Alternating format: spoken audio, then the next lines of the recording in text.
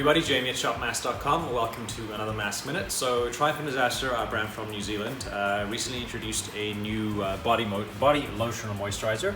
It's called a Restoration Balm. Comes in this big bottle here for big bodies.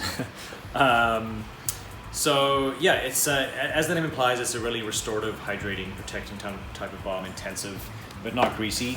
It's got a nice lightweight sort of consistency to it.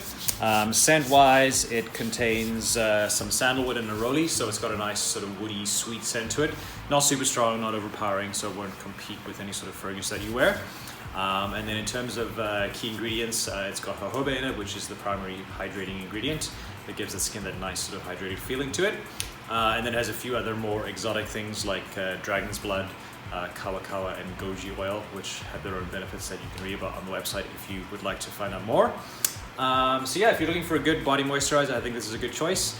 Check it out, shopmasc.com, and of course if you're in the store in Vancouver, you can see it here too. Thanks for listening.